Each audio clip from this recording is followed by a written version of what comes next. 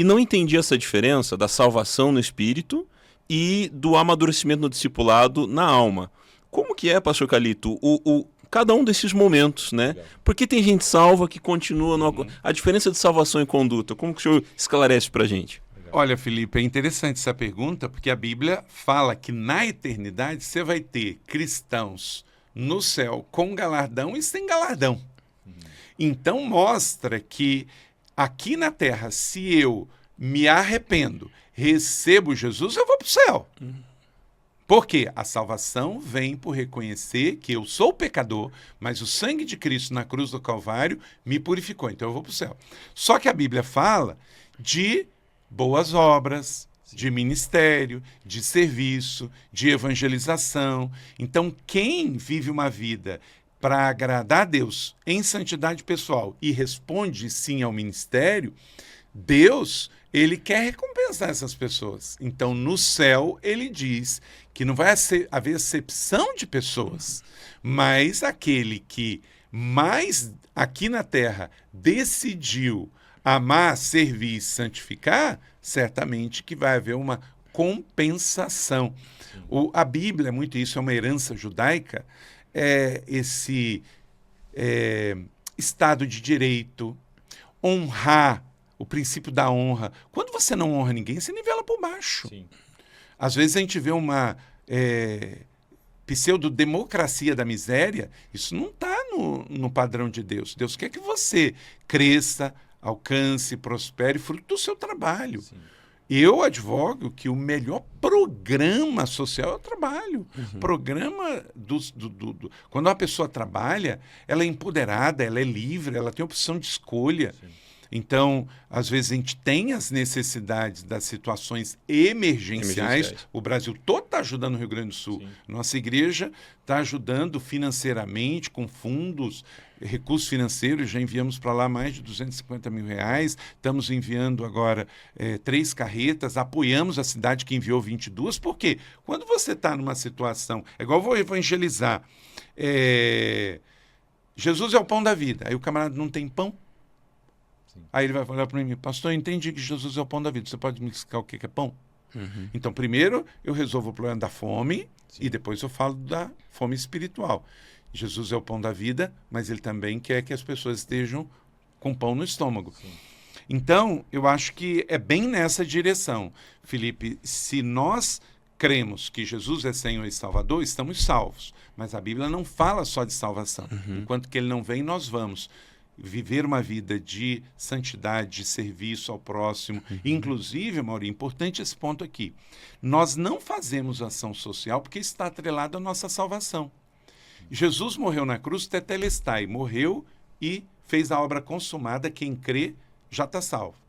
Então, eu não faço boas obras porque isso vai me ajudar numa próxima reencarnação. A fé cristã evangélica nos diz que nós fazemos ação social por amor, por graça, por misericórdia, como Jesus. Então, ajudar o pobre, o necessitado, o quarteto da vulnerabilidade, o pobre, o estrangeiro, o imigrante, a criança, isso é fruto de amor. Deus me amou primeiro, então eu amo. Sim. Então, vamos ajudar o Rio Grande do Sul porque eu vou ganhar nada. Não, eu já ganhei. Sim. Eu estou salvo, eu estou livre, eu sou amado, eu sou filho de Deus, eu tenho uma igreja, eu tenho minha vida. Então, eu quero agradecer e eu quero retribuir e não esperar que eu vou ganhar. Então, a ação social cristã evangélica bíblica, na tradição nossa e por base bíblica, ela é por gratidão e não por interesse de receber isso numa próxima vida futura. O termo técnico teológico não é expiatória, né? A obra já foi consumada, já somos salvos, então fazemos o bem por sermos salvos e não para sermos salvos. Isso é sensacional. Muito bom,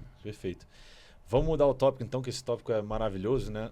Mas eu queria tocar nessa tecla também do perdão e da liderança. Vamos deixar a liderança para o final, porque é um assunto que eu gosto bastante. E eu acho que em relação ao perdão, como que a pessoa deve receber o perdão? Ou qual é exatamente a principal questão em relação ao perdão para nós, seres humanos, marido e mulher, principalmente, que um precisa perdoar o outro o tempo inteiro? Como que esse perdão deve ser aceito por um marido ou mulher, ou até por um familiar ou alguém que te decepcionou? Bom, perdão faz parte do caráter de Deus, porque Deus nos perdoa. Olha tudo que a humanidade fez. Então Deus é o Pai perdão, porque ele envia o seu único filho para perdoar. Então quem precisa de perdão precisa perdoar. Então é uma virtude cristã. Então, perdão é uma virtude cristã. Se você é um cristão, você tem que perdoar. Havia, na época de Jesus, uma tradição dos judeus que era perdoar 7 vezes. Então isso era comum. Aí Jesus não invalida isso. Ele só diz assim, ó, quem me segue precisa aplicar não 7 vezes, mas ilimitado. Obviamente que o que ele coloca ali é um trocadilho para um valor ilimitado, 70 vezes 7. Então, o perdão é ilimitado. Não pode ser assim, ó, vou te perdoar só essa vez. Não, você perdoa e entrega para Deus. E esperamos não precisar perdoar mais. Mas precisamos perdoar.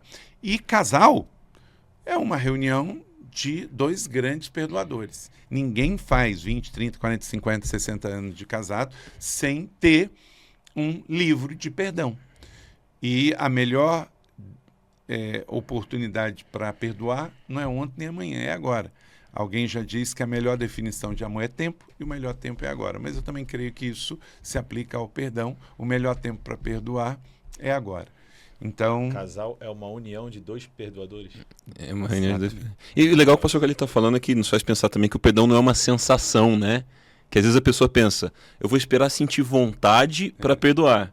Mas ao contrário, o perdão é uma decisão que nos liberta para a sensação verdadeira. Sim. Até porque uma pessoa que não perdoa se torna insensível. Exatamente. Ela vai matando isso dentro dela, você né? Você pode não concordar com o que a pessoa fez, exato, mas perdoar, mais ou menos isso? Exatamente, total. Deixar claro que você não concorda com o que está acontecendo, mas... É igual ser pai. Vocês são pais, eu sou pai. Pai não tem escolha. Você vai estar com o filho em qualquer situação. Você só vai dizer para ele, e eu sempre disse isso para os meus, aconselho vocês dizerem os seus são mais novos que os meus, olha, filho, eu não tenho escolha, eu sou seu pai. Como Deus para conosco. Você só vai escolher se eu vou estar perto de você celebrando, sorrindo ou chorando. Se eu vou estar perto de você entregando um diploma, aplaudindo por uma vitória no esporte, aplaudindo por uma vitória na carreira, ou se eu vou estar na porta da cadeia chorando. Porque eu não tenho escolha, eu sou pai, vou te chamar até o fim. É como Deus para nós. Sim. Agora, você pode escolher se eu vou estar do teu lado, chorando ou sorrindo. As pessoas perguntam muito, por exemplo, uma tragédia como essa no Rio Grande do Sul, aonde estava Deus no terremoto do Haiti? O Felipe foi muito ao Haiti nesse tempo, nossa igreja fez muitas ações lá. Onde estava Deus no tsunami da Indonésia? Ou na tragédia do Rio Grande do Sul? Deus estava no mesmo lugar. Sim. Quando ele viu o filho dele morrendo na cruz pelos nossos pecados, Deus estava lá chorando. Mauri, todo o tempo na terra, Jesus teve consciência de quem ele era. Lembra no batismo que a gente citou aqui? Este é o meu filho amado. Então, Jesus não esqueceu disso. Ele era filho. O sentimento de paternidade nos guia e nos protege. Todo o tempo ele chamou Deus de pai. Na cruz, ele chama Deus de Deus. Por quê? O único momento que Jesus se sente órfão foi para que o pai nos adotasse como filhos.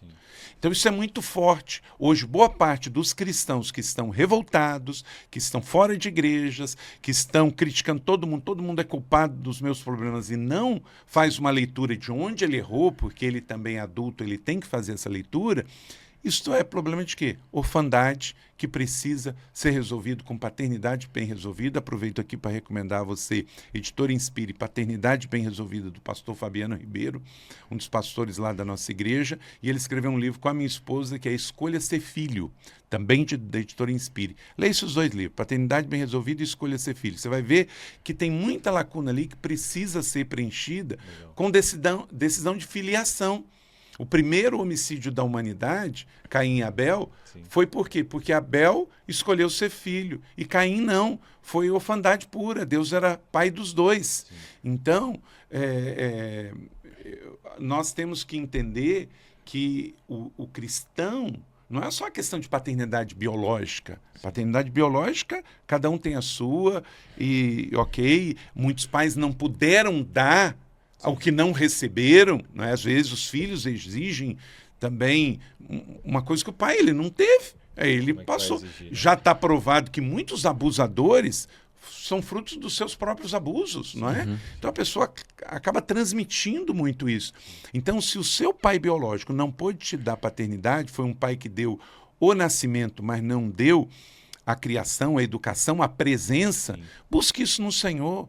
Creia que Deus é um bom pai, Ele ama dar o melhor para os seus filhos. E você vai passar a ver o seu pai biológico de uma maneira diferente por causa do amor que você vai ter, fruto. Eu sou filho de órfão. Meu pai faleceu, Mauri e Felipe, você sabe dessa história, eu tinha 8 meses de idade, lá em Macaé. Então, eu tive isso através dos meus irmãos mais velhos, de pastores, e graças a Deus eu cresci sem ser lesado na questão da orfandade espiritual. Sim. Então, tem muito a ver com perdão, tem muito a ver com paternidade bem resolvida, para que a gente possa dar mesmo aquilo que não recebeu. Isso é muito interessante, né? A gente ouve que é impossível ninguém ser filho. Todos vão ser pais? Não. Todos terão irmãos? Não. Cunhados? Não. Mas todo mundo vai ter que ser filho. Até por isso, Deus, ao criar seu plano de redenção para a humanidade, ele envia quem? O Filho. Para ensinar toda a humanidade a ser como o Filho. Por isso, o maior mal da humanidade é a orfandade espiritual, como o pastor Calito colocou, né? Então, essa é uma mensagem talvez não das mais populares de ouvir desse jeito, mas a mais urgente para solucionar problemas da sociedade e do mundo, né? Exatamente. Muito bom esse comentário. Quando o senhor estava falando, eu entendi também, assim, eu lembrei de uma passagem que a pastora Tânia Teresa me falou. Não, na verdade, não é uma passagem da Bíblia, mas ela falou que os pecados geram até a 3ª e 4ª geração. E aí a gente entra num assunto que é de pecados espirituais, heranças espirituais, que eu não tenho essa consciência muito clara sobre isso. Qual é a sua visão sobre heranças espirituais? Existe... Porque muita gente pergunta, por que isso está acontecendo com uma criança que nunca fez mal a ninguém? Da onde que vem? Onde está Deus nesse momento? Se qualifica para esse tipo de pecados geracionais, heranças aí a gente está terminando aqui o tempo, Mauri. Vamos deixar isso para uma outra ocasião, porque aí entra um assunto profundo, né? Mas que entra teologia. E aí, de novo, eu vou para aquele assunto que a gente tratou antes. Eu creio que pecado dos pais e de adulto trazem consequências.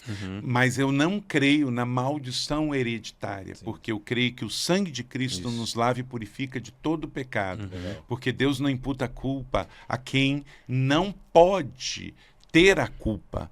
Então, porque Ele não imputa culpa a ninguém. Mas é uma outra questão que a gente pode trabalhar mais, mas quem se arrepende e crê em Jesus, não importa se você foi amaldiçoado, não importa se fizeram todo tipo de coisa contra você, seus pais, seus avós. Quem está em Cristo, 2 Coríntios 5,17, é nova criatura. As coisas velhas já passaram, eis que tudo se fez novo. Então, diante de palavras assim, eu não posso crer que a gente carrega isso. Agora, é claro, é igual herança. Herança no positivo ou no negativo, você vai ter herdar. O dinheiro é dívida.